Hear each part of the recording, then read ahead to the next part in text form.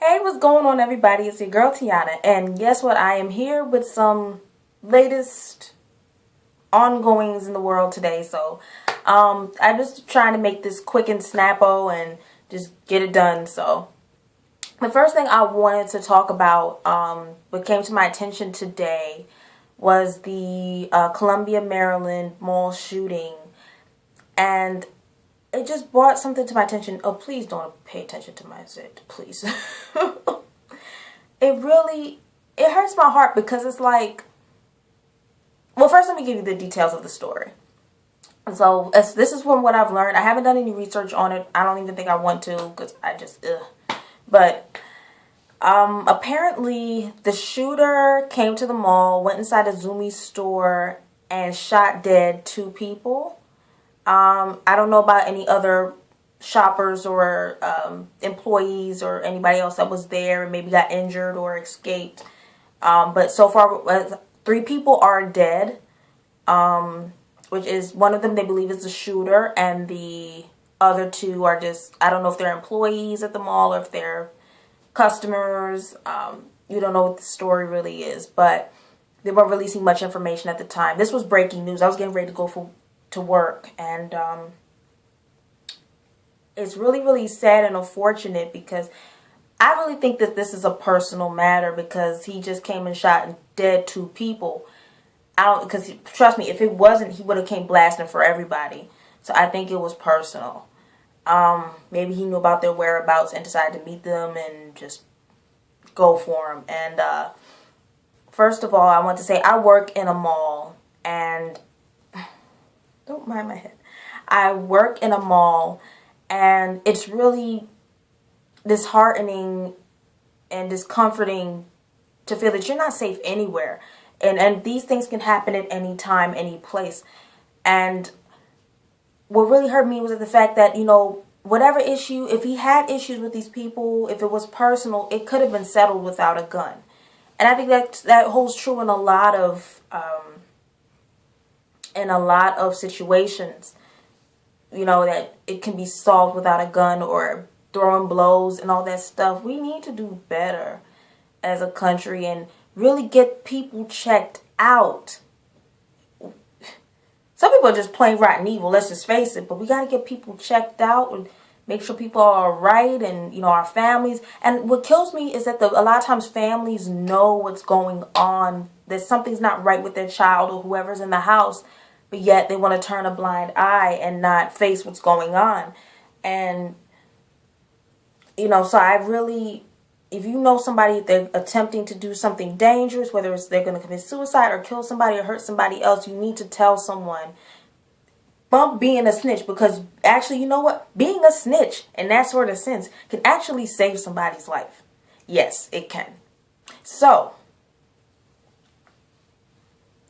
I really think that it's a very unfortunate tragedy, and I was like, oh no, not again. And it really made me question my own safety. Am I safe anywhere I go? And but one thing you always pray before you go anywhere, and just ask God to keep you safe in this way, because any of us could not come home tomorrow night or tonight. And thankfully I was able to come home. No ruckus was going on. I came home peacefully, and but it's really unfortunate and devastating for the families affected by this, people's friends who are affected by this. The whole entire town and community is affected by this.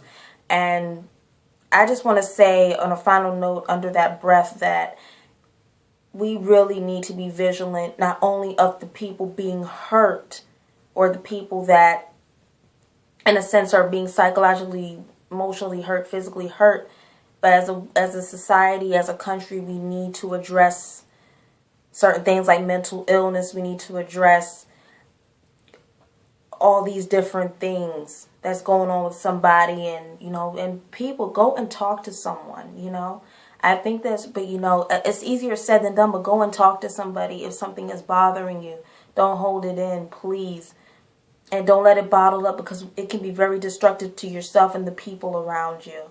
So I just wanted to make it a note that we need to do better as a country as far as regarding mental illness. Put a cap on these gun laws or something. We need to do something. Have some metal detectors. We might have to x-ray people as they come in, and also, when I go to school, I realize now we have to lock all the doors once class starts because of, the active shooters and all that stuff.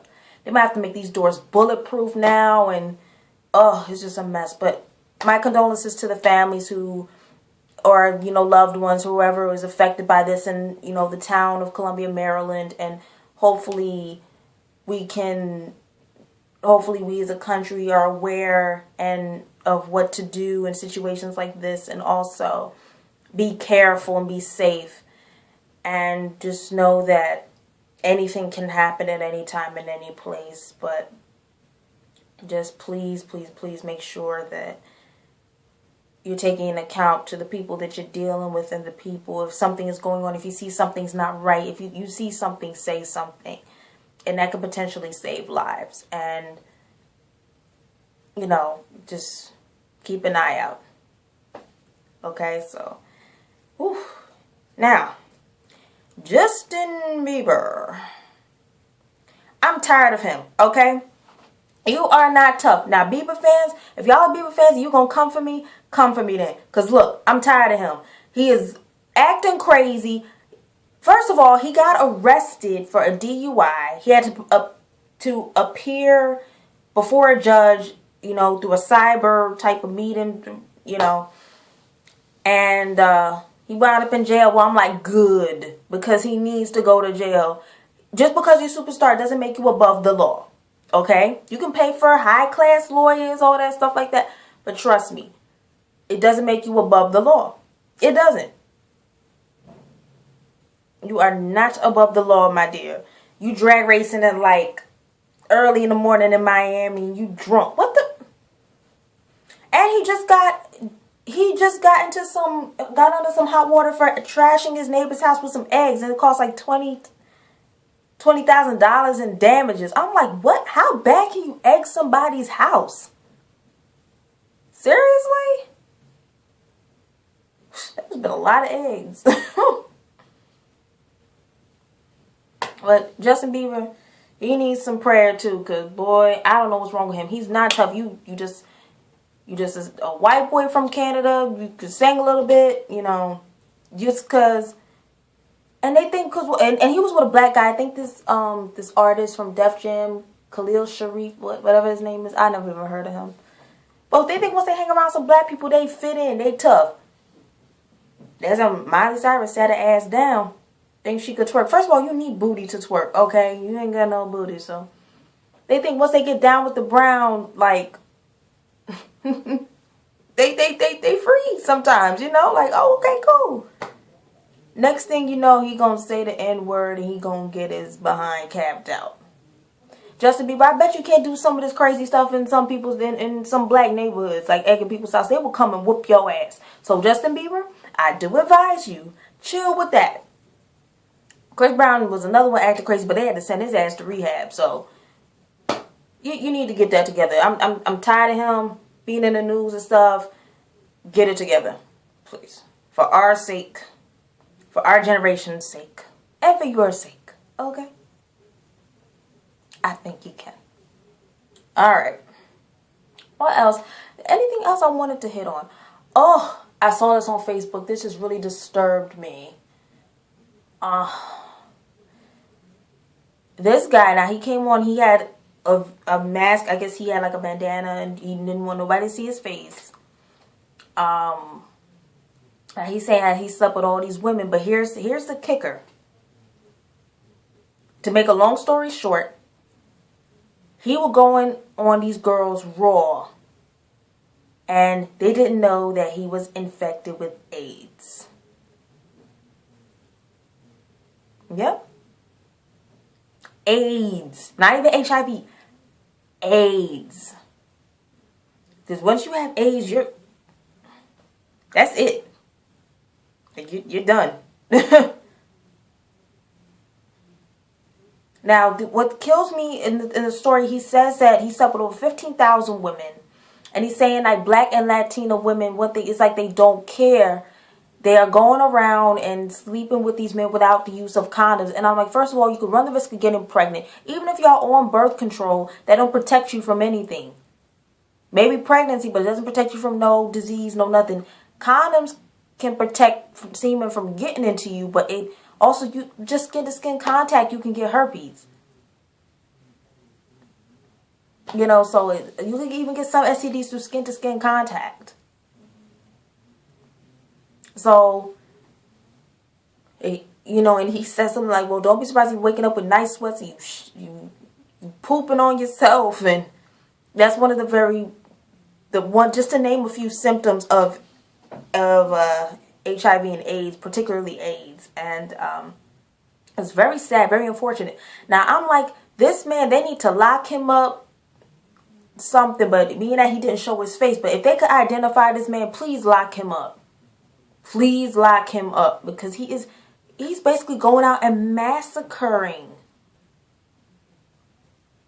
these girls, but yet these girls need to protect themselves. And please, girls, at all times, use a condom. If you don't know that man's sexual history, please use a condom. If you don't want no children, please use a condom. Why do you think Michael Jackson said in the song, "Want to be starting something"? He said,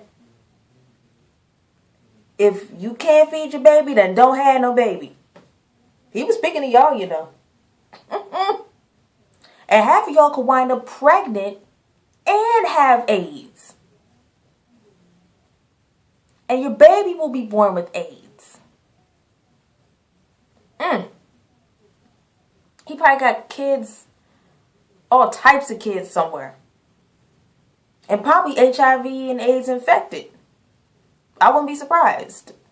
But I'm just saying, y'all, just be careful out there. You know, especially women. Men too. But I just want y'all to be careful. You don't know what these people's sexual history is. And, you know, people run around with all types of diseases. And, it just makes you... It just makes you want to just... I know a lot of them feel like that's enough to make you want to murder somebody, like, just for that, you know?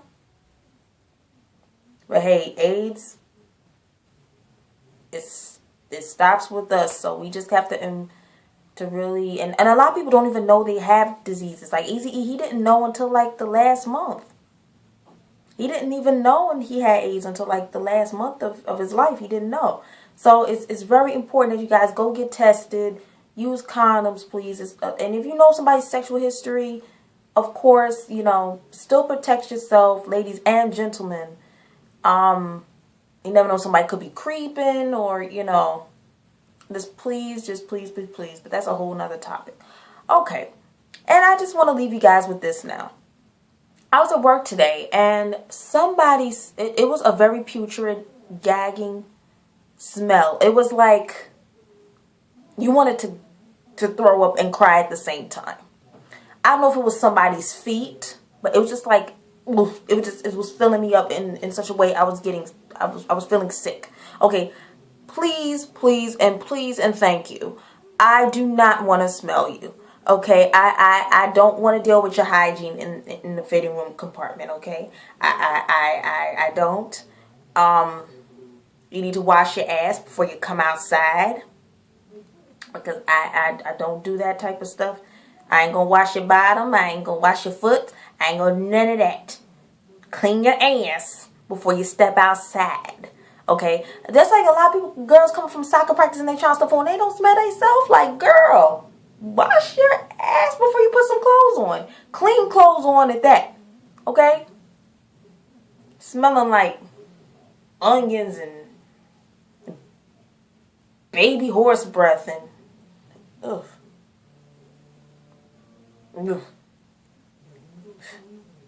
I had to step outside. That's how bad it was. But my coworker gonna spray the whole. She gonna go down the line and spray. Shady self. But anyway, just please wash y'all tail. And wash y'all foots. Get some odor eaters, some Dr. Scholl's. Fix that up. Clean that up, because I ain't trying to deal with it.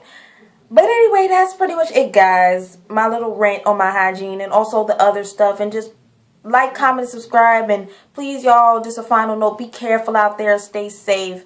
And love each other. Love yourselves. And I will see you guys on the next video. Peace. Adios. Bye.